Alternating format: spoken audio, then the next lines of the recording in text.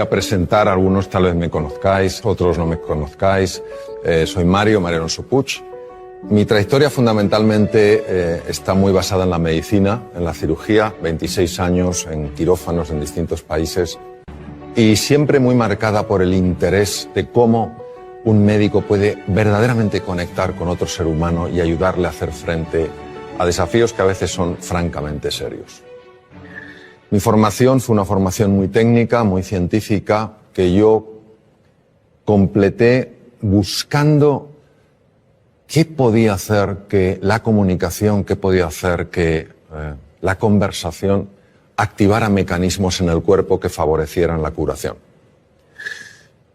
Topé con una ciencia que estaba en sus orígenes, la psiconeuroinmunobiología, que estaba empezando a investigar esto, cómo la mente, a través del sistema nervioso y del sistema endocrino, puede afectar nuestro sistema de defensa, que es el sistema inmune. Aquello me llevó a profundizar en otros campos, el liderazgo, la comunicación, y de alguna manera a tomar perspectiva sobre nuestra forma de tratarnos unos a otros, nuestra forma de hablar unos con otros, nuestra forma de entendernos a nosotros mismos, a los demás y al mundo. Y si bien la medicina es una ciencia apasionante, el ser humano es la cuestión infinita. Empiezas y nunca acabas.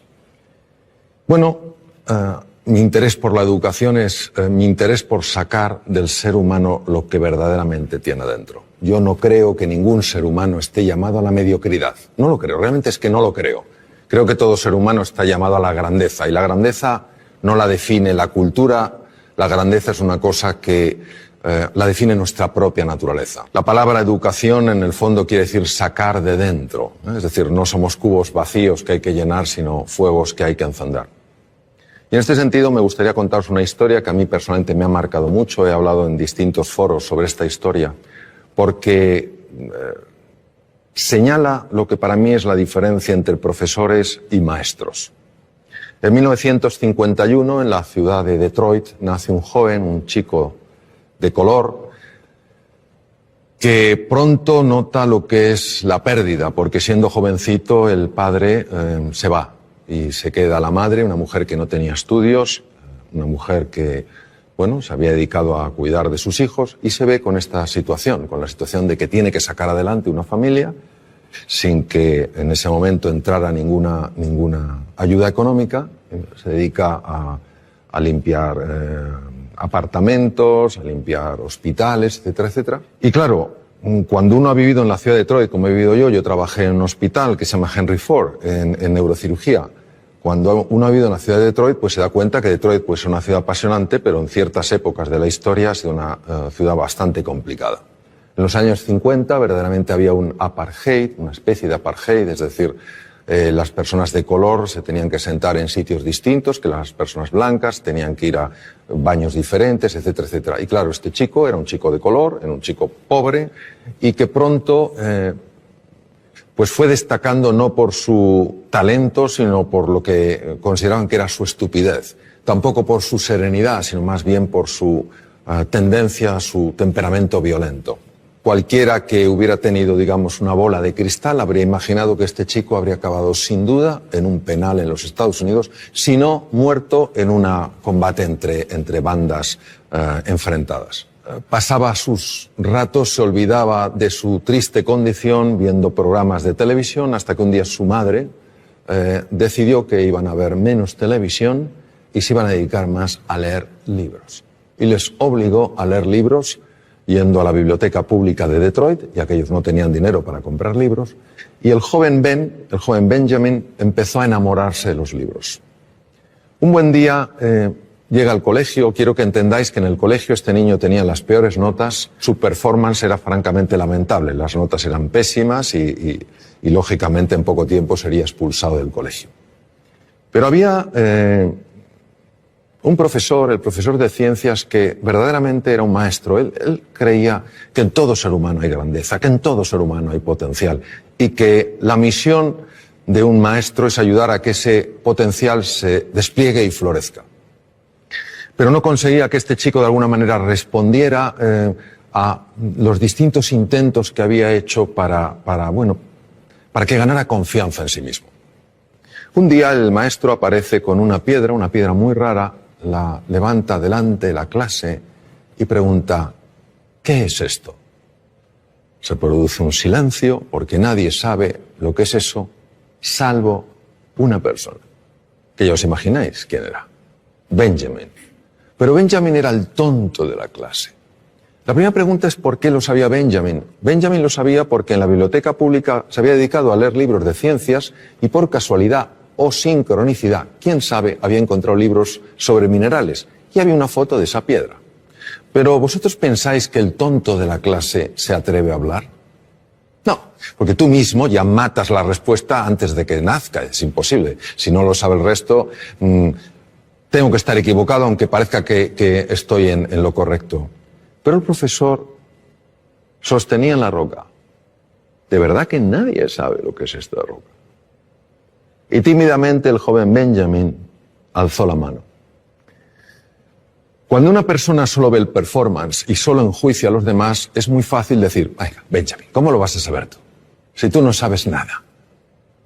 Pero aquel profesor mantuvo un espíritu curioso, interesado. Él sabía que en todo ser humano hay grandeza.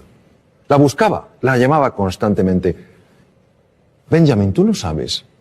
Sí. ¿Qué es? Obsidiana. Correcto. Pero el profesor podía haber dicho,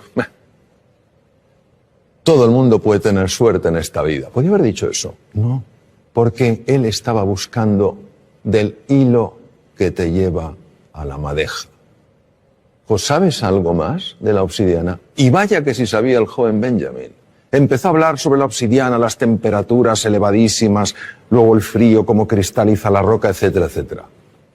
Lo que podría parecer una cosa sencilla, sin más importancia, banal, supuso un antes y un después en la vida de este chico, porque este chico recuperó la confianza en sí mismo, creyó que era posible aprender, creyó en sí mismo, creyó que a pesar de su triste cuna, por decirlo de una manera, podía tener un brillante futuro. Este chico pasó de ser el último de la clase a ser el mejor estudiante de su colegio. Hizo realidad su más profundo sueño, que era absolutamente imposible, ser médico.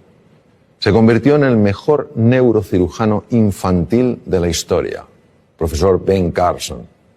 Ben Carson en 1987 hizo una operación de separar a dos gemelos siameses unidos a nivel craneoencefálico. Todas las cirugías que se habían hecho hasta aquel momento para separar lo que se llama un cráneo pago, esta malformación craneoencefálica, todas los niños habían muerto en la mesa de quirófano. En esta operación, en 1987, intervinieron 70 profesionales de la medicina y duró 22 horas. Los dos niños salieron adelante, vivieron y estuvieron bien y sanos. Él aplicó técnicas especiales de cirugía cardíaca a la neurocirugía. A nadie se le habían ocurrido. Entonces lo que os quiero transmitir es esto. Es un ejemplo de cómo en todo ser humano hay potencial, en todo ser humano hay grandeza. Y tenemos, entiendo, que tener esta disposición a crear espacios de oportunidad para que esas personas puedan mostrar lo que en realidad siempre han tenido y siempre tendrán, pero que no todo el mundo mostrará si no ve ese espacio de oportunidad. Por favor. Hola, Mario, soy María. María. Como educadora, creo que la motivación es necesaria para el aprendizaje. Y tú dices que hay 6 motivaciones fundamentales para una persona. ¿Podrías hablarnos de ellas? Sí, es una gran pregunta. La motivación es lo que nos mueve a la acción. Y hay efectivamente 6 motivaciones que además están presentes en las distintas culturas. Es una mezcla de nuestra naturaleza y también el entorno cultural. La primera es la motivación de estar en entornos seguros, de poder controlar lo que pasa, de saber que el suelo que pisamos es un suelo firme. La segunda es una motivación de sentirnos reconocidos, sentirnos valorados, de tener un cierto estatus. La tercera es de pertenencia al grupo, es decir, que lleguemos a un sitio y entendamos, sintamos que nos acogen, que no nos desprecian, que no nos marginan. La cuarta motivación es una motivación al desafío, al reto. Si en la vida no hubiera retos, María, sería muy aburrida. Yo sé que a veces nos gusta mucho estar en la zona de confort, pero durante un tiempo. Al cabo de un tiempo no hay quien lo aguante. Entonces ese reto, ese desafío es una motivación importante. La quinta motivación es la de crecer, mejorar y progresar. Y la sexta es la de contribuir al bienestar de otras personas, el tener una vida con propósito. Lo más importante son las motivaciones fundamentales que nos mueven dentro de las 6. Si una persona toda su fuerza la lleva a la aventura, la lleva al descubrimiento, al reto, y sin embargo no cuida un poco la motivación de la seguridad, pues a lo mejor se puede meter en aventuras insensatas, ¿no? Entonces hay un equilibrio natural que hace que las personas nos mantengamos de alguna manera en una línea razonable.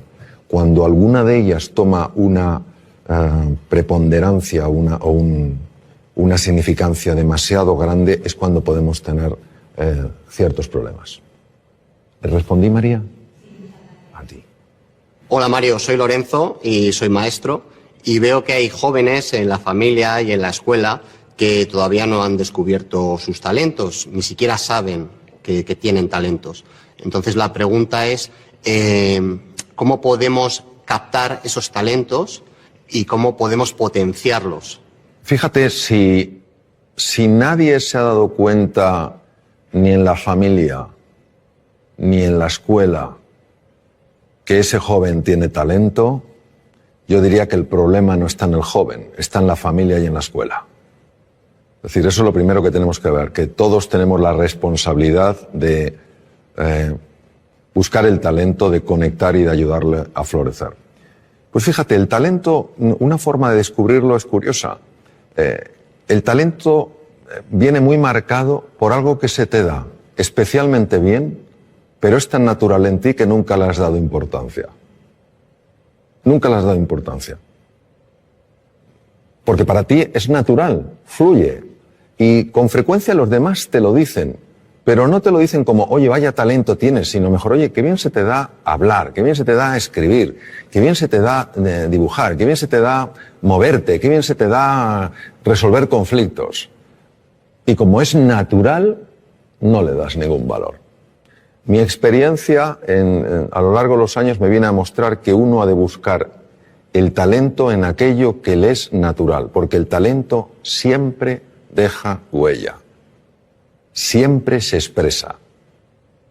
Y hay cosas que nos pueden parecer que son irrelevantes. O sea, yo, por ejemplo, me decían de jovencito, oye, cuando cuentas una historia es que nos quedamos absortos. Yo jamás pensé que esto tendría tanto impacto con mis enfermos. Cuando les contaba a mis enfermos las cosas, cómo íbamos a luchar juntos contra la enfermedad, etcétera, etcétera, y yo veía que se producía un estado de ánimo en ellos sorprendente, tampoco pensé que eso tuviera especial valor, ni que me dedicara luego en la segunda etapa de mi vida mucho más al tema de la comunicación, a escribir. Pues eso es lo que quiero decir, que todo ser humano tiene un talento, y ese talento va dejando huellas, va mandando mensajes, y tenemos que ser un poco más sensibles para entender que el talento tiene muchas formas. Y luego, por otra parte, te diré, Lorenzo, que es muy importante mirar a todo ser humano como se mira aquello que ves como sumamente valioso.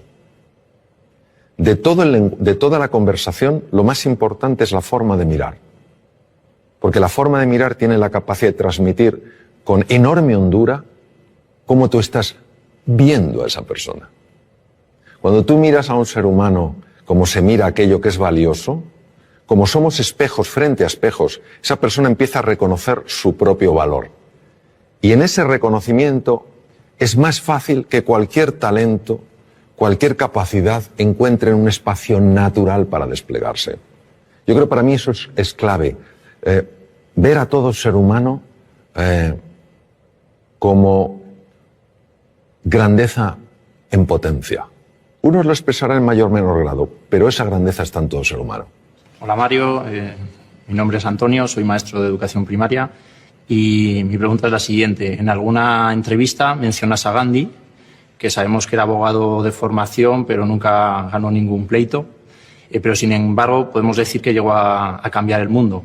Entonces, ¿nos podría explicar este ejemplo y, sobre todo, cómo aplicarlo al ámbito educativo? Sí, la historia de Gandhi es una historia verdaderamente, yo diría, sorprendente. Gandhi padecía lo que se podía llamar una enorme timidez, una timidez profundamente limitante. Como tú has comentado, él se formó como abogado en Inglaterra, ejerció en Bombay y no ganó ningún pleito. Un abogado tiene que tener una buena retórica, tiene que tener una buena capacidad de comunicación. No la tenía. Tuvieron un problema, un familiar que vivía en Sudáfrica, tuvo un problema legal y consideraron la familia que si el joven Mohandas, su nombre es Mohandas, Mahatma quiere decir alma grande, Mohandas Gandhi fuera allí, a lo mejor en el camino se espabilaba, como cuando se manda a un hijo o a un sobrino que se va al extranjero, a ver si con el aire se espabila. Y entonces, ¿qué pasa? Que algo le sacudió profundamente la injusticia que vio. Y este es un punto clave, porque cuando el corazón de un ser humano es tocado con tal nivel de impacto, el cerebro empieza a operar de una forma radicalmente distinta. Entonces Gandhi fue un hombre que ya ni siquiera movilizaba a la gente por su capacidad de comunicación, su simple presencia ya movilizaba. ¿Qué nos quiere decir esto? Nos quiere decir un poco pues lo que hemos estado hablando antes, que no cabe duda que el elemento genético cuenta, ¿cómo no va a contar? No es el definitivo. Marca una tendencia, pero no determina. Influye, pero no determina. ¿Qué ocurre? Que para que uno dé la vuelta a esa tendencia tiene que tener una fuerza, una motivación. Antes preguntaba María por la motivación. Una motivación lo suficientemente potente para que el cerebro empiece a trabajar de una manera radicalmente distinta. Es lo que te diría. Por eso nunca hay que dar a nadie por perdido. Imaginemos que hubieran dicho, este Mohandas, que no sabe ni siquiera hablar en un juicio. El ser humano siempre nos va a sorprender. Es lo que te diría yo. Y enhorabuena por tu profesión porque es preciosa. Y a la edad en la que tú intervienes, el impacto es impresionante. Impresionante. Mi nombre es Pablo y te quería preguntar ¿cuál es para ti la clave de la educación? Querer a los niños. Para mí la clave de todo en la vida es querer. Querer a las personas con las que estás, quererte a ti, querer a la vida, querer a la naturaleza, querer el progreso, querer el bienestar, es querer. Porque si tú quieres, vamos a suponer que estamos hablando de educación infantil, si tú quieres a un niño, harás todo lo que esté en tu mano para ayudarle a salir adelante. Si tú quieres a un enfermo y le quieres de verdad y no sabes hacer una operación quirúrgica determinada, buscarás a una persona que la haga mejor que tú. Es querer. Donde el ser humano entiendo que tiene un desafío es en el querer, pero en el querer de verdad a la otra persona, querer que salga adelante, querer que florezca, querer que sea plenamente feliz. Y cuando esto se ha aplicado en entornos como la medicina, los enfermos están más sanos. Cuando se aplica en la empresa, la gente es más feliz. Cuando se aplica en la universidad, se aplica en el colegio, se aplica en la escuela, los niños tienen mejores resultados. Para mí esa es la clave. Querer, y si me dijeras, y otra, creer. Creer. Y es fundamental que entendamos que creer, la fe, no es un acto del entendimiento, es un acto de la voluntad. O sea, si fuera el entendimiento, ¿para qué necesito la...? Si lo veo, pero elijo eso. Elijo tratar a las personas como si todas tuvieran potencial, aunque no lo hayan expresado. Y eso se transmite con la mirada, se transmite con el gesto, se transmite con la respuesta que tenemos ante el error, la respuesta que tenemos ante el acierto, el acompañamiento que llevamos a cabo. Creo que a veces complicamos mucho las cosas. Creo que lo verdaderamente valioso es tremendamente sencillo. Y yo creo que son cuatro principios que si se aplican, querer a las personas, creer en ellas, valorarlas y potenciarlas. Si hacemos eso, a mí personalmente me parece que todo funciona. Si no les queremos, no creemos en ellos, no les valoramos y no les potenciamos, pues yo creo que tenemos otra historia. Yo soy padre de 2 hijos, cada uno diferente. El cociente intelectual solo influye en un 8% aproximadamente del éxito en la vida. ¿Qué es el otro 92%? ¿Cómo conseguimos el otro 92%? Bueno, vamos al Juan. Cuando se habla de porcentajes, hay que entender que siempre hablamos de forma aproximada. Eso es como cuando a veces me dicen, oye Mario, ¿es verdad que solo se utiliza el 1% del cerebro? Digo, ¿es que acaso conocemos cuál es el 100%? Si no conocemos cuál es el 100%, no podemos saber lo que es un 1%. Pero hay muchos estudios que avalan lo que tú has dicho. Es decir, el test de cociente intelectual, que se llama corrientemente de coeficiente intelectual, lo correcto es de cociente intelectual, fue creado en 1912. Y se convirtió en aquella época, fíjate, cambió por completo la orientación que le dio el descubridor. El descubridor, el creador, quería dar una orientación para que cuando se vieran cocientes intelectuales que no correspondían a la edad, es decir, cuando la edad mental y la edad biológica no correspondían, que a esos niños se les tratara con especial afecto, con especial cariño y se pusiera a especial disposición para que subiera. Pero fue interpretado o fue utilizado como sistema de cribaje. Listos y el resto. Listos y el resto.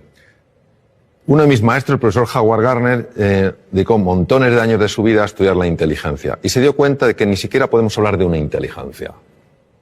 Es la teoría de las inteligencias múltiples. Y hay 2 inteligencias, que son la intrapersonal, que es la capacidad de reconocer tus estados emocionales y de poderlos modificar de forma positiva.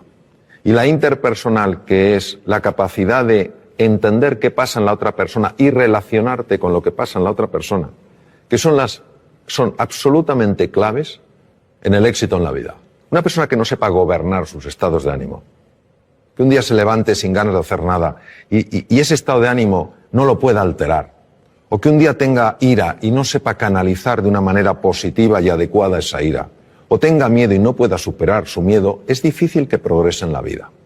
Una persona que no sepa entender a los demás, que no sepa resolver conflictos, pues es difícil que progrese en la vida. Pues estas 2 inteligencias no existen en el test de cociente intelectual, como no existen otras. La inteligencia musical, la inteligencia kinestésica, la naturista, la espiritual, no están. Entonces, ¿qué ocurre? Que vista la relación que hay entre éxito en la vida, en un sentido amplio, a lo mejor hay que redefinir lo que es el éxito, y cociente intelectual, se ve que efectivamente un porcentaje enorme de personas que han tenido éxito, ese éxito no es atribuible a su test de cociente intelectual.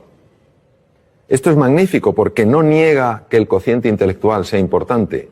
Lo que hace es expandir nuestro concepto de la inteligencia. Entonces, sobre tus hijos.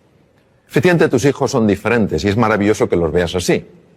Porque si no los vieras diferentes, si los vieras como tú, es que a lo mejor estás proyectando en ellos tu propia forma de ser, ¿no?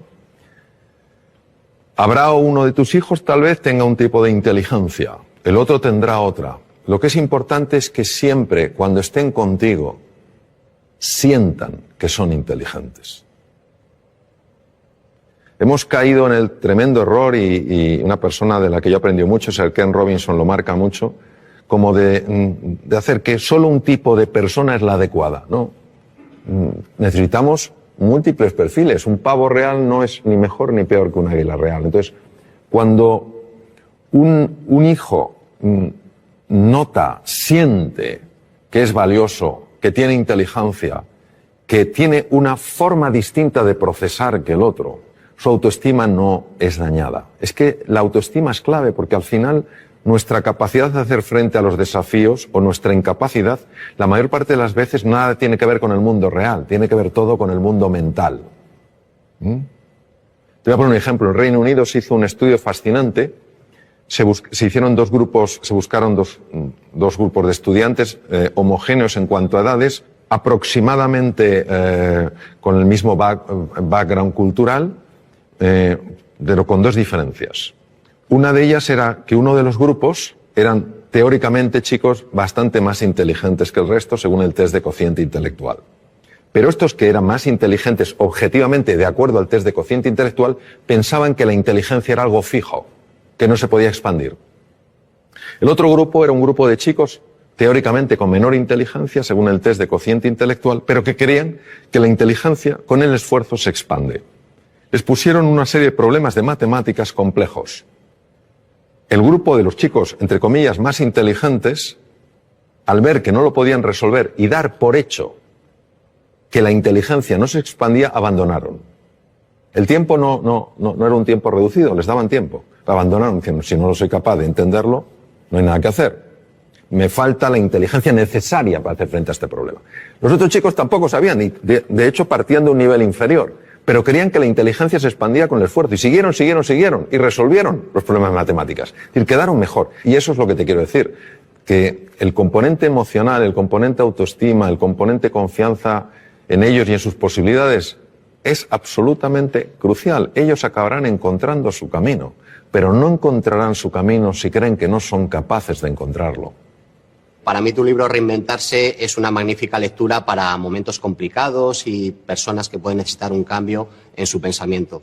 La pregunta es, ¿qué dice la ciencia acerca de ese cambio de pensamiento? Bueno, la ciencia, Lorenzo, incluye múltiples campos. Entonces me voy a referir, si te parece, a la neurociencia. ¿Te parece? La neurociencia en esto es absolutamente clara, y de hecho Reinventarse lo basé en lo que la ciencia ha descubierto, la neurociencia. Sobre todo lo que se llama la neurociencia afectiva, ¿no? Cómo el cerebro procesa las emociones y los afectos. Sentimientos y emociones están conectados, pero son dos cosas distintas. Y es un tema fascinante que, fíjate la envergadura que tiene, que ya nuestro premio Nobel, Santiago Ramón y Cajal, premio Nobel en 1906, ya lo intuyó. En aquella época era imposible con la tecnología del momento poderlo demostrar, pero era un hombre tan absolutamente genial en su forma de ver las cosas que él lo intuyó. Cuando dijo, todo ser humano, si se lo propone, puede ser escultor de su propio cerebro. Las personas muchas veces no cambiamos no porque no se pueda cambiar, sino porque no estamos dispuestos a hacer lo que hay que hacer para cambiar.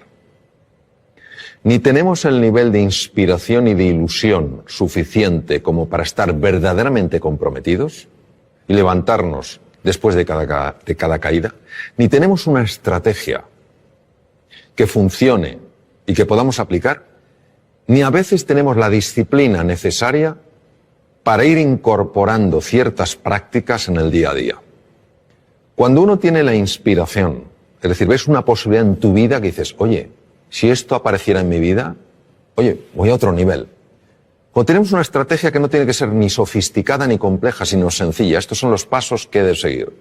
Y cuando tú cada día te vas entrenando, es inevitable que se produzca un cambio en la citoarquitectura del cerebro. Es inevitable. Se forman nuevas conexiones, se forman nuevas vías y se forman nuevas neuronas, al menos en dos lugares. Uno no viene al caso porque no tiene en principio demasiada relevancia en el mundo en el que estamos hablando, pero el otro sí, que son los hipocampos. Los hipocampos de alguna manera no solo procesan mecanismos muy complejos en relación con la memoria, sino que también controlan unos núcleos que se llaman núcleos amigdalinos, donde está el núcleo central del miedo, es decir, hacen que veamos las cosas con menos miedo. Todos nosotros podemos cambiar, podemos activar genes, podemos desactivar genes, podemos crear nuevas conexiones. Entonces, ¿qué nos dice? Nos dice la neurociencia que vivamos con pasión, con entusiasmo, que vivamos con fe en nosotros y en nuestras posibilidades y que estemos dispuestos a llevar a cabo el entrenamiento necesario para incorporarlo, para que pase del saber al saber hacer.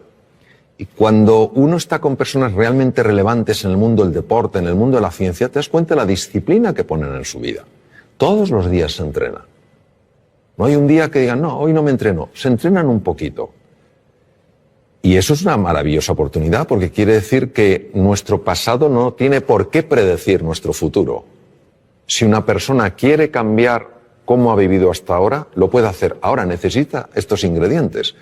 Un verdadero entusiasmo, una motivación que le genere el compromiso, una estrategia que sea razonable, no tiene que ser compleja, y una práctica constante para que al final no haya nada que creerse, porque tú mismo lo puedes verificar. Por ejemplo, yo aprendí inglés ya siendo un adolescente, y para mí el inglés era absolutamente imposible. O sea, es que no me entraba nada. Y lo que me entraba no se me quedaba. Y lo que a lo mejor se me quedaba luego no lo recordaba. Con lo cual era ultra frustrante. Y parecía que eso era un muro que no se podía romper. Sin embargo, yo tenía una enorme ilusión porque sabía que si yo aprendí inglés, yo tenía un buen expediente académico, si aprendí inglés, a mí la Facultad de Medicina me podía becar a distintos hospitales del mundo. Y eso fue mi pasión. ¿Qué estrategia tenía? Pues en aquella época, yo ya tengo mucha juventud acumulada, en aquella época había un libro que era muy básico, no había sistemas tan avanzados como el Vaughan y todo esto, había un sistema muy básico que era un manual y me ponía a leer las lecciones. 10 minutos todos los días, con esa pasión y con la ilusión de que se me quedara algo. Y pasó un año, me presenté al primer examen y claro, ellos me preguntaban en inglés y yo contestaba con el libro. Entonces, claro, se me acaba diciendo, pero este hombre nos contesta una cosa distinta. Pero es lo que yo tenía. Entonces, claro, pero yo seguí y al año y medio se me abrió la cabeza y empecé a absorber el inglés como si fuera una esponja marina. Hoy casi me manejo también en inglés como en español. Entonces, lo que te quiero decir es que si fui capaz de romper ese muro partiendo de la incapacidad absoluta de entender, o sea, no es que para mí el inglés fuera difícil, es que era imposible. Pero que necesité una inspiración. Estuve 2 años, 10 minutos todos los días, de forma ininterrumpida, ni siquiera cuando me duele la cabeza, estuve enfermo con gripe, catarro, etcétera, nunca lo dejé. Entonces, claro que se puede cambiar, ahora estamos dispuestos a hacer ese esfuerzo, pero tiene que ser algo realmente ilusionante. Y ahí, obviamente, hubo un cambio en la estructura cerebral clarísimo, porque si no es incomprensible. O entre medias me hicieron un trasplante cerebral y yo no me enteré. Que es también una posibilidad. Hola Mario, soy Adelaida. Como madre de 2 hijas, nos ocupamos en casa de decirles que son queridas. A pesar de que no se coman toda la comida que tienen en la mesa, a pesar de que cometan equivocaciones, incluso a pesar de que discutimos y peleamos. El caso es que tienen dificultades cuando se enfrentan a situaciones nuevas. Entonces, ¿cómo podemos hacer nosotros como padres para ayudarles a que se enfrenten a esos miedos? Pues viendo que nosotros nos enfrentamos a los nuestros. ¿Sabes lo que pasa? Yo también tengo 3 hijos y resuena mucho conmigo o resuena mucho en mí lo que dices tú. Es difícil que los hijos aprendan valentía de los padres, porque les queremos tanto que nuestro miedo a que les pase algo, nuestro miedo a que sufran, nuestro miedo a que lo pasen mal, hace que muchas veces tomemos una actitud hiperprotectora. Y a veces son amigos suyos, otros familiares, los que dicen atrévete, prueba esto, etcétera, etcétera. Entonces, yo te diría, en relación a tu pregunta, es decir, como madre, ¿qué puedes hacer? Bueno, en primer lugar, entender que es normal que nuestros hijos se den golpes, es normal que nuestros hijos experimenten frustraciones y es normal que experimenten dolor, si no, no hay crecimiento.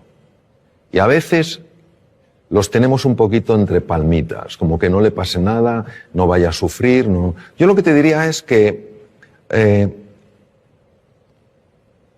hagas 3 cosas. Lo primero es valorarles. Tú ya les estás valorando. Les valoras como personas. La segunda es desafiarles. Es importante que les desafíes para que ellos crezcan. Y la tercera es acompañarles. Es decir, que muchas veces no se sientan solos en el desafío. Hay desafíos que verdaderamente para todo ser humano y en unos niños el que corresponde a su edad, da mucho miedo. Si se sienten acompañados, lo cual no quiere decir llevarles de la mano, si se sienten acompañados se atreven mucho más. Yo haría esas tres cosas, sencillamente valorarles, desafiarles y acompañarles. Y luego dejar que la naturaleza obre. La realidad y el mundo real, al menos como yo lo veo, es mucho más benevolente que el mundo mental. El mundo mental nos monta unas historias. Yo creo que es experiencia de muchos, si no de todos los que estamos aquí, como cuando alguna cosa nos ha dado miedo y hemos dicho, tengo que hacerlo, y le hemos dicho, pero si no era para tanto. Si no era para tanto. El miedo tenemos que verlo no como un oponente, sino como un compañero imprescindible para crecer. Cuando una persona siente miedo, estamos hablando de los miedos habituales, no estoy hablando de ante el depredador. Cuando una persona siente miedo es porque está tocando las barreras, los límites de su zona de confort. Y esa es la llamada para estirarse. Esa es la llamada para crecer. Toda la magia está fuera de la zona de confort. Todos tenemos miedo. En una ocasión un piloto, hace muchos años, en norteamericano, los mejores pilotos de Boeing 747, los Jumbo, le preguntaron qué sentía al despegar con 400 pasajeros. Y él dijo, miedo. Y el que entrevistó dijo, Dios mío, pero ¿cómo puede tener usted miedo? Así que dijo, no, yo tengo miedo, que no es lo mismo que el miedo me tenga a mí. Cuando yo tengo miedo, tengo un nivel de atención, un nivel de alerta, un nivel de eficiencia que no tendría si para mí fuera algo banal, estaría mucho más despistado. Ahí estoy atento. Pero el miedo no me tiene a mí, es decir, yo no estoy en pánico. Es completamente diferente. Entonces ese puntito tenemos que verlo. Luego que vean en ti también, como yo procuro, con mis errores, por supuesto, que vean en mí que hay una coherencia entre lo que decimos y lo que hacemos. Porque al final nuestros hijos no van a hacer lo que les digamos, van a hacer lo que vean. Hola Mario, mi nombre es Fernando y soy director pedagógico en un colegio. Mi pregunta está relacionada con el micromundo que es siempre un aula. ¿Por qué es tan importante el estado de ánimo de alumnos y profesores en el proceso de aprendizaje y qué estrategias podemos utilizar para conseguir que ese estado de ánimo sea el óptimo? Me gusta especialmente de tu pregunta que incluyas tanto alumnos como profesores, porque creo que es importantísimo valorar el estado de ánimo del profesor. Un sistema educativo que no valora el estado de ánimo del profesor, creo que se equivoca profundamente. El profesor es el elemento más importante del sistema educativo. No es la tecnología, no es el aspecto de las aulas, ni el tamaño de los campos deportivos. Es el profesor. Y si un profesor ha perdido el ánimo es alma, se ha desanimado, es importante ayudar a esa persona a que recupere el ánimo porque, primero, es una profesión importantísima. Segundo, porque lo necesita para estar bien y lo necesita para enseñar bien. E igual pasa con el alumno. Si un alumno ha perdido el ánimo, es muy difícil que pueda captar nada. ¿Por qué es tan importante? Nosotros somos hijos de Descartes. Y Descartes, filósofo del siglo XVII, padre de la filosofía racionalista, obviamente fue un hombre muy brillante. Sin embargo, dijo algo que penetró mucho en el inconsciente colectivo y vivimos de acuerdo a aquello. Él hablaba de que había procesos mentales, res cogitans, y elementos físicos corporales, res extensa, y que no se comunicaban prácticamente. Esto nos ha llevado a pensar que el aprendizaje, el conocimiento, pues es una cosa fundamentalmente intelectual, cognitiva, y el elemento emocional era un tema de pasada. Si estabas a gusto, bien, pero tampoco afectaba. Uno de mis maestros, Antonio Damasio, escribió un libro precioso con un gran componente científico, se llama El error de Descartes, donde claramente muestra que si tú aboles, dañas la parte emocional, inevitablemente estás perturbando y dañando seriamente la parte cognitiva. Cuando se estudia la neurociencia afectiva se ve que una persona, por ejemplo, que haya perdido el ánimo, que esté desilusionada, que esté desesperanzada, que se sienta impotente, no tiene el mismo riego cerebral que una persona que se sienta con ilusión, que se sienta con ánimo y se sienta con ganas. Las zonas más anteriores del cerebro, lo que se llaman áreas prefrontales, que son esenciales en el mantenimiento de la atención, en la memoria, en el aprendizaje y en la creatividad, son muy dependientes del estado emocional. Por eso una persona entusiasmada, con un proyecto, ilusionada, que se siente a gusto, acompañada de gente que cree en ella, etcétera, etcétera, es una persona mucho más inteligente, mucho más creativa y mucho más emprendedora. La misma persona, si le cae el ánimo, si se siente incapaz, etcétera, no importa si es capaz o no, no ejercitará esas capacidades porque las tiene abolidas. Pues el cuidado del ánimo, del estado de ánimo, en alumnos y profesores es clave. Entonces a veces nos embelesa la tecnología. Y está muy bien la tecnología. El elemento esencial siempre será el profesor y su relación con el alumno. Siempre, afortunadamente, será un elemento humano. Esto será insustituible.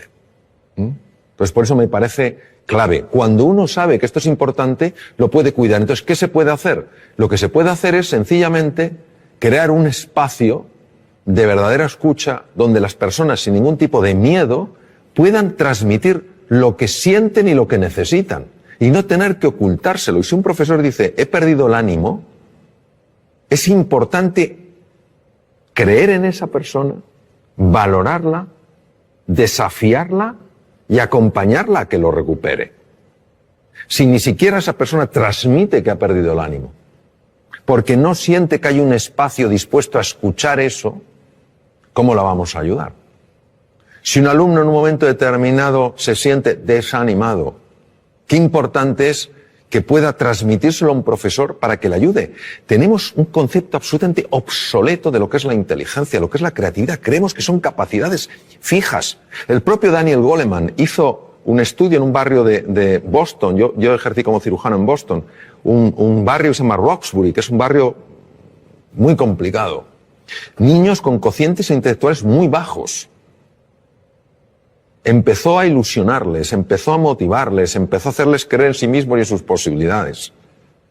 Pasado unos meses, les volvieron a hacer un test de cociente intelectual, que lo lógico es que hubieran sacado la misma puntuación y algunos sacaron 20 puntos más. Entonces lo que no podemos es creer que el ser...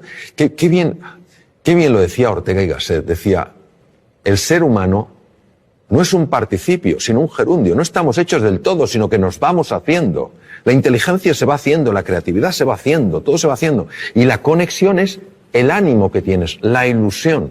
Pues curiosamente esto, a pesar de toda la investigación que hay que lo refuerza, sigue siendo en muchos medios una rareza. Es como una conversación que no se tiene. Parece que estamos en el siglo XVII. Que hemos avanzado mucho tecnológicamente, pero no tenemos el tipo de conversación que a lo mejor podríamos tener para tocar temas de esta envergadura.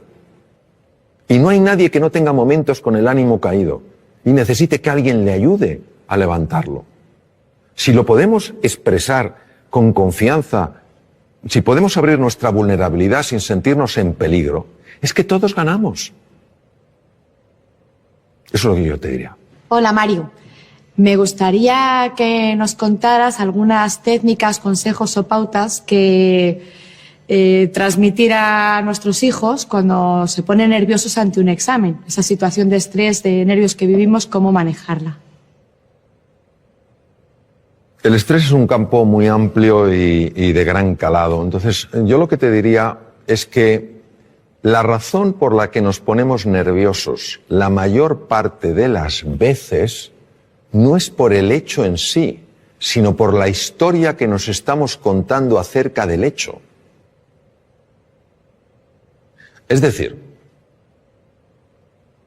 hay un examen y esto obviamente es una prueba. Vamos a ver, si no tienes ni idea del contenido, es normal que estés nervioso. Es decir, pero eso ni lo estamos considerando aquí. Es decir, una persona que se va a un examen y no ha estudiado nada, ya le puede decir, ponte a hacer un poco de mindfulness. No te va a venir la ciencia infusa. No te va a venir la ciencia infusa. O sea, no te van a venir la ciencia infusa. Entonces, estamos hablando de una persona que por lo menos ha hecho un esfuerzo, tiene un cierto conocimiento del contenido y lo que quiere es expresarlo bien. ¿Por qué se pone especialmente nerviosa esa persona? Por lo que se está contando a sí misma.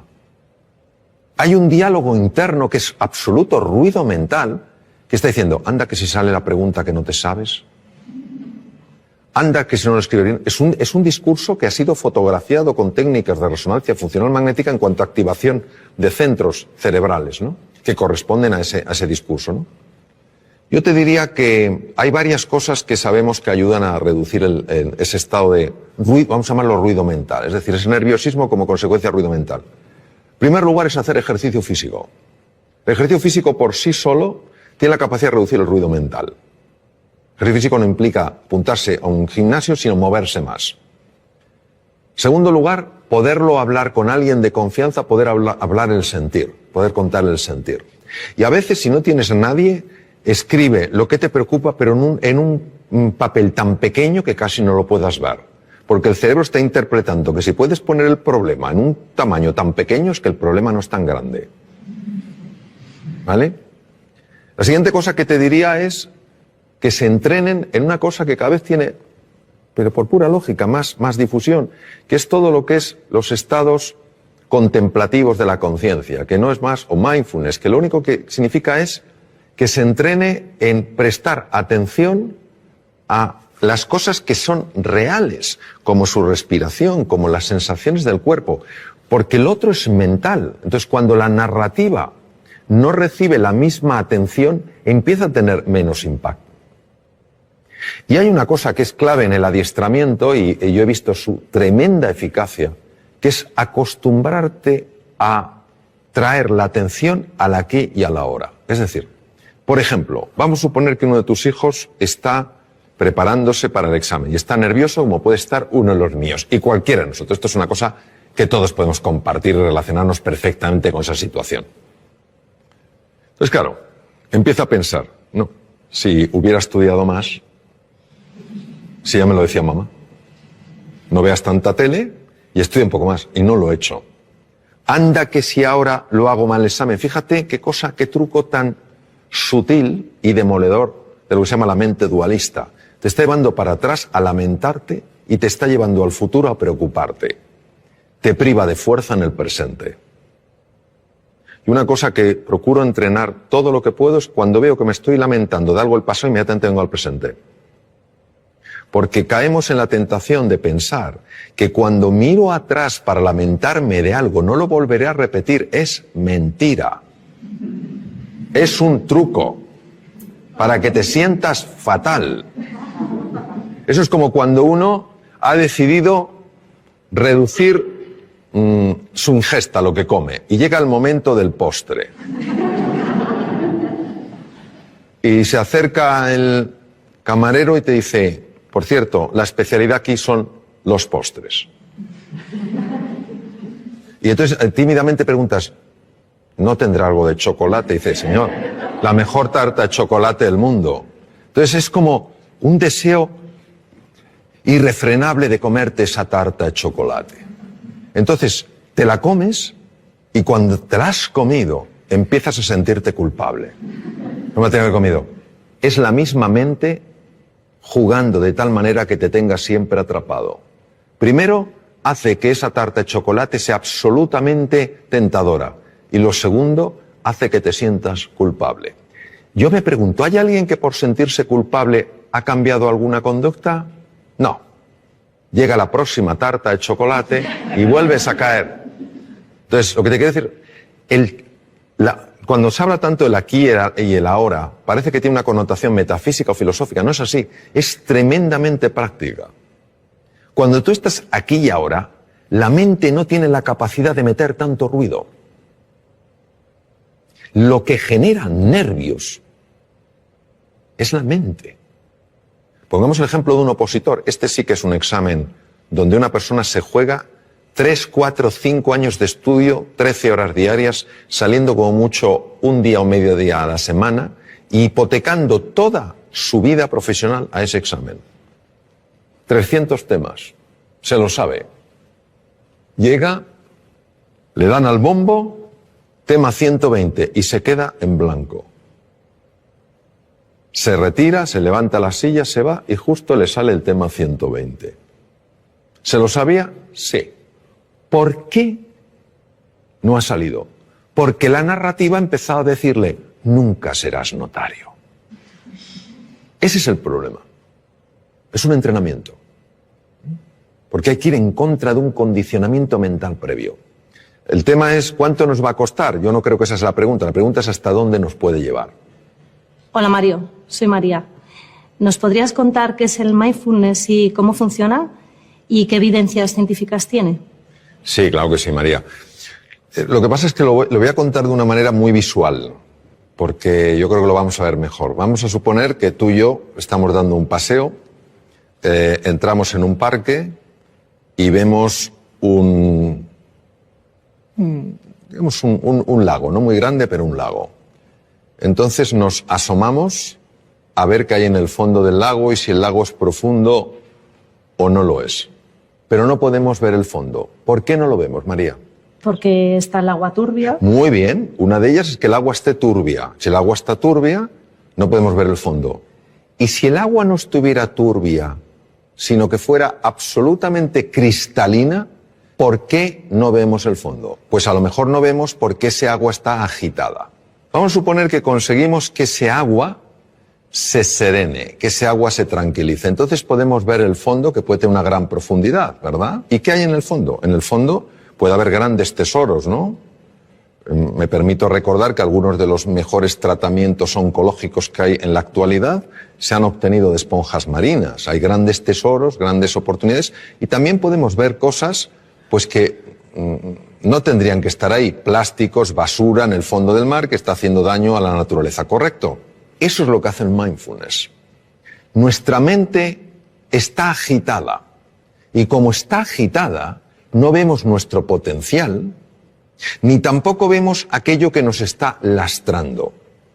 Cuando conseguimos que ese agua, esa mente se serene, empezamos a ver cosas en nosotros y a experimentar sensaciones y a experimentar realmente descubrimientos, revelaciones, en el sentido de cosas que estaban veladas y se ven, que tienen un poder transformador en la vida. Y también empiezas a ver aquellas cosas que no habías visto de ti y que realmente te están haciendo la vida difícil. Y a veces, para poder limpiar un poco el agua, hay que descubrir dónde está la suciedad. Esto es lo que permite el mindfulness. El mindfulness es un ejercicio puro de la atención para serenar esa mente que por razones que todavía no conocemos está agitada. Y como está agitada, no podemos reconectar con nuestro potencial oculto, ni sabemos por qué tantas cosas que son pequeñas nos alteran de una manera tan grande. El mindfulness ya está descrito en la literatura india desde el Bhagavad Gita de hace 3500 años, cuando Krishna le dice al príncipe Arjuna, la mente es difícil de manejar como el viento, y cuando cerca del Nepal el príncipe Gautama Siddhartha, Sakyamuni Buda, el primer despierto según el lenguaje sánscrito, descubre que el dolor es parte de la vida, pero el sufrimiento lo genera este movimiento en la mente. Y que la forma de combatir ese sufrimiento es estabilizar la atención, alejándola de esa narrativa, de esa rumiación constante, de ese ruido que nos impide reconectar con lo que somos. La evidencia científica, pues mira, la evidencia científica es aplastante. Aplastante tanto la neurociencia contemplativa, que es la que se dedica a estudiar el efecto en el cerebro de los estados meditativos, como en la fisiología cardíaca, en la endocrinología, en la neurología. Es que, fíjate, detrás de muchísimas enfermedades, por no decir de todas, hay un factor que puede pesar más o menos y que es la ansiedad. La ansiedad es generada por el ruido mental. La Universidad de Harvard es pionera en el mundo estudiando esto. Entre el 60 y el 90% de las consultas a médicos generales tienen como uno de los factores clave emociones perturbadoras. Vivir en la ansiedad, vivir en la desesperanza, todas estas cosas. Entonces, eso es lo que hace el mindfulness. A nivel de cerebro, pues por ejemplo, a nivel de cerebro unas cosas que hace es reducir el volumen de la amígdala. La amígdala, que no son estas, están en el cerebro. La amígdala es un núcleo que contiene grupos de neuronas muy relacionadas con el miedo y con la ira. Se ha podido observar con resonancia funcional magnética, que es una técnica de imagen para ver las partes más activas, una reducción en el volumen de la amígdala. Es decir, una persona que practica este ejercicio de atención plena es menos propensa a vivir en miedo y en ira. Imaginemos lo que es esto para la humanidad. En segundo lugar, se ha visto un aumento del tamaño de la corteza prefrontal del lado izquierdo, que es muy importante, por ejemplo, porque tiene un enorme impacto en el sistema de defensa del cuerpo, el sistema inmune.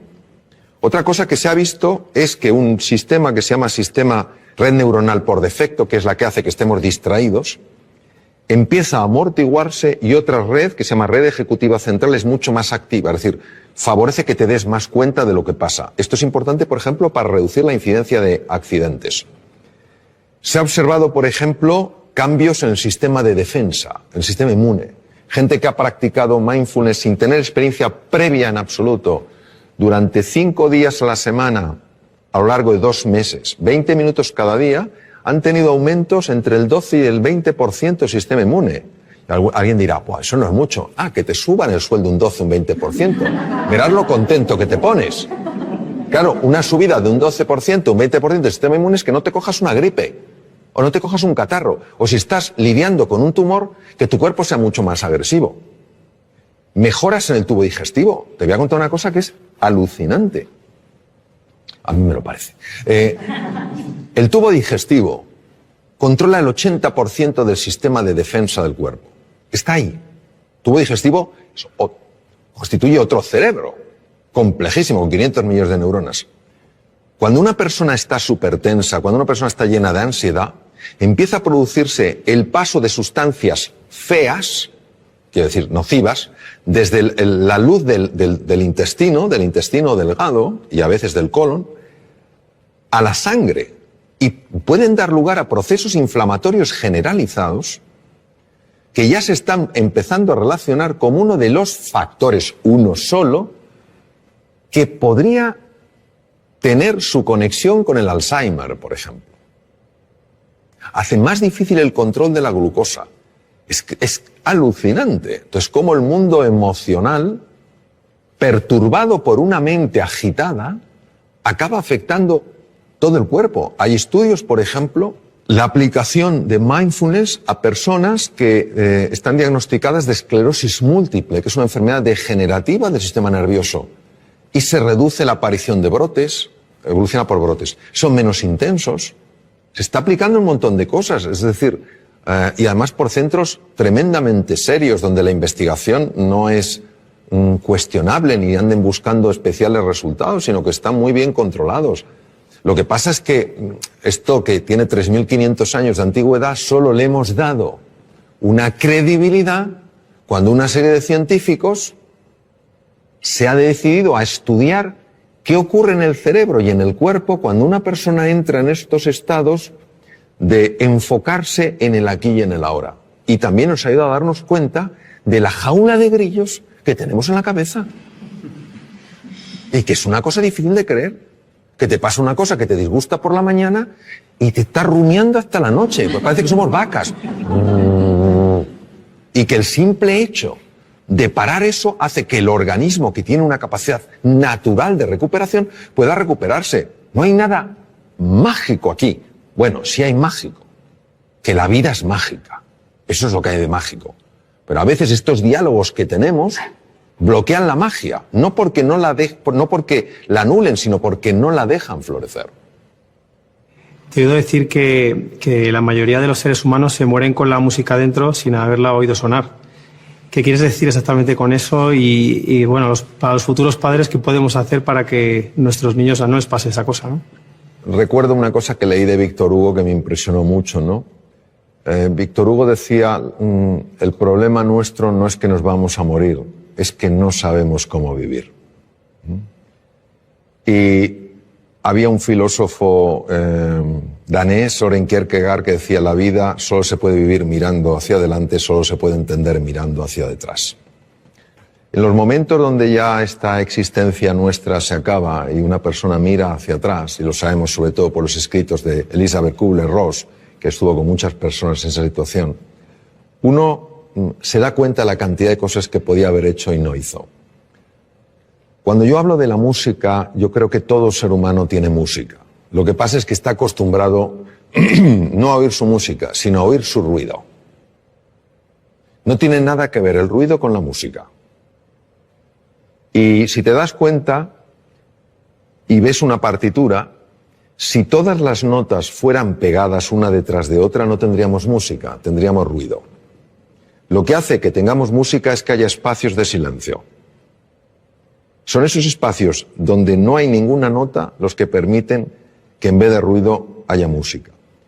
¿Qué quiero decir? Quiero decir que esta vida, yo creo que el tiempo que la vivamos es una vida para vivirla con intensidad, con dificultades, con desafíos, que nos enfoquemos en lo que realmente es relevante. Que cuando llegue el final de nuestra vida, digamos como Neruda, confieso que he vivido. Que podamos decir, confieso que he vivido la vida y no que la he visto pasar. Y esa toma de conciencia, esa reflexión es lo que creo que nos puede ayudar sencillamente a que la música emerja, porque el ser humano está llamado a eso, a hacer sonar su música. O sea, todos tenemos una música y es una música preciosa, todas diferentes, todas complementarias. Eso es lo que quiero decir, que no nos conformemos con vivir una vida de ruido, sino que vayamos encontrando esa música a base de enfocarnos en las prioridades, para que al final de nuestra vida podamos decir, como decía Neruda, confieso que he vivido. Hola Mario, soy Charo y mi pregunta es la siguiente. ¿Por qué los humanos tropezamos 100 veces con la misma piedra? Bueno, me temo que en este caso la respuesta será de menor nivel que la pregunta. Yo creo que los seres humanos tropezamos 100 veces sobre la misma piedra por falta de humildad. La humildad es para mí la virtud más grande que existe porque es para una persona probablemente la más difícil de vivir plenamente, que no es la modestia, no es ser una persona así apocada, es la humildad de corazón. Cuando una persona es realmente humilde, y no lo digo por mí porque desafortunadamente no lo soy, pero sí por personas con las que he estado, grandísimos seres humanos con una humildad aplastante, son personas que tienen mentalidad de principiante. Es decir, puede ser un premio Nobel y te está escuchando como si fuera un alumno tuyo. Pero ¿yo qué le puedo enseñar a este hombre? Pero está plenamente ahí. Cuando comete un error, lo que más le interesa no es buscar culpables ni en él, ni en ella, ni en los demás, sino averiguar qué es lo que ha pasado. Es una mentalidad mucho más científica, interesada, curiosa, que una mentalidad enjuiciadora. Porque creo que cuando una persona es humilde y tropieza con una piedra, está dispuesta a reconocer que ha tropezado con una piedra y no a intentar ocultarse ante sí misma o ante los demás qué ha sucedido. Porque creo que cuando una persona es humilde y tropieza con una piedra, se deja asesorar, pregunta, escucha, pide ayuda y se deja ayudar. Creo que nuestra soberbia nos mata, literalmente. No queremos aceptar las cosas como son. Queremos que sean a nuestra medida. Queremos que la vida se pliegue a nuestros deseos. Por eso...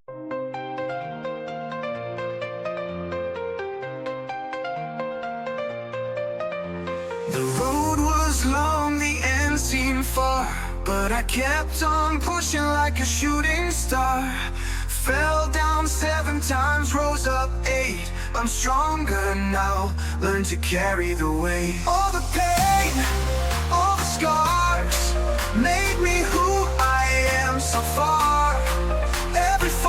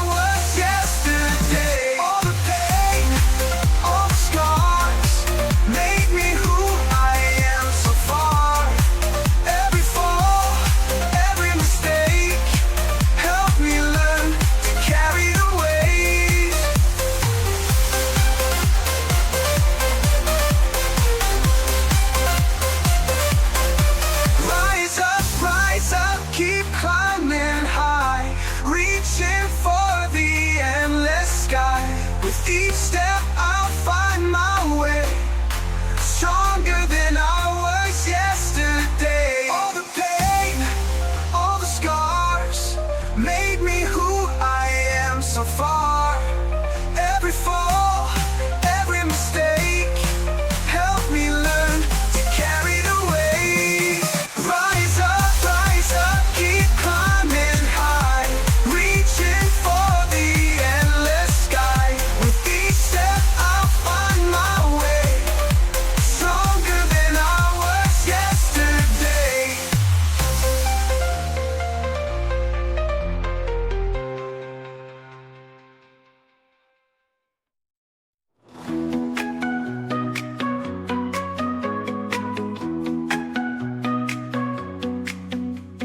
Leaping high with effortless style. They land so smooth, they make you smile. A playful swipe, a gentle purr. In every corner they cause a stir. Ming and chill, they own the day. With a grace that sways the way. Pause in motion, hearts they steal. Feel and moves are so surreal. Sunny spots where they recline. Eyes that sparkle so divine. Tales of whiskers, tales of flair. With these cats nothing can compare. Ming and chill, they own the day. With a grace that sways the way. Pause in motion, hearts they steal. Feel and moves are so surreal. Sunny spots where they recline. Eyes that sparkle so divine. Tales of whiskers, tales of flair. With these cats nothing can compare. Charm and chill, they own the day. With a grace that sways the way. Pause in motion, hearts they steal. Feel and moves are so surreal. Ming and chill, they own the day. With a grace that sways the way. Pause in motion, hearts they steal. Feel and moves are so surreal.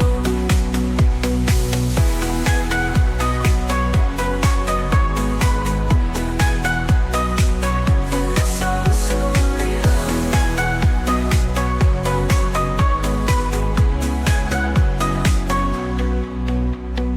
Through the night they roam so free. Little shadows, mystery. In their dance we find delight. Chasing dreams till morning light. Ming and chill, they own the day. With a grace that sways the way. Pause in motion, hearts they steal. Feel and moves are so surreal.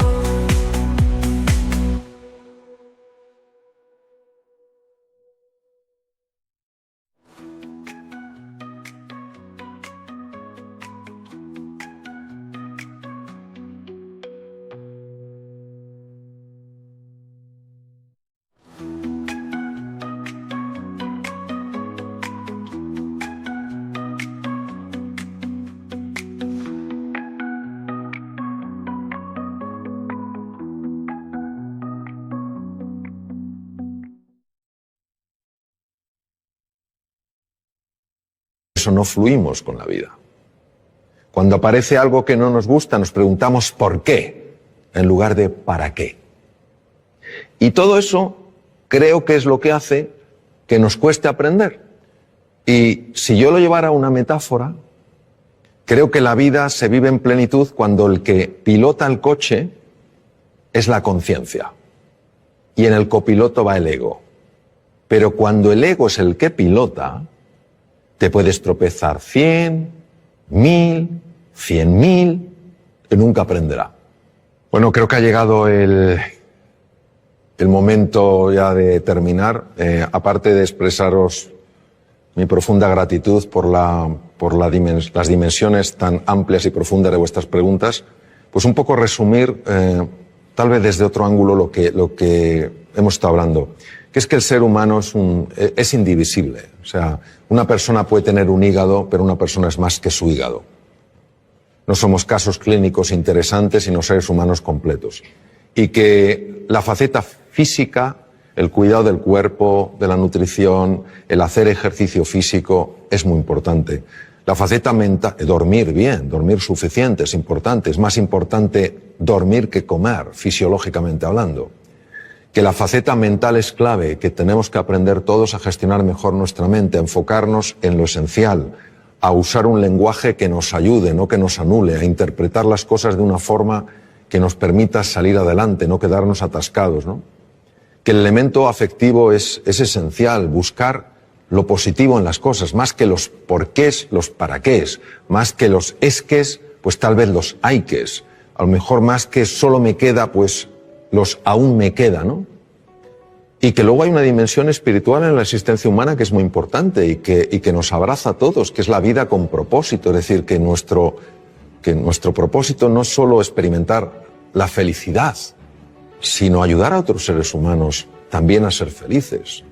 Decía Martin Buber, un magnífico filósofo alemán, decía que se puede vivir como si fueras el centro de una circunferencia o se puede vivir como si fueras el centro de una elipse. Qué bonito, porque la elipse tiene dos centros, tú y yo, y así es como se construyen nosotros.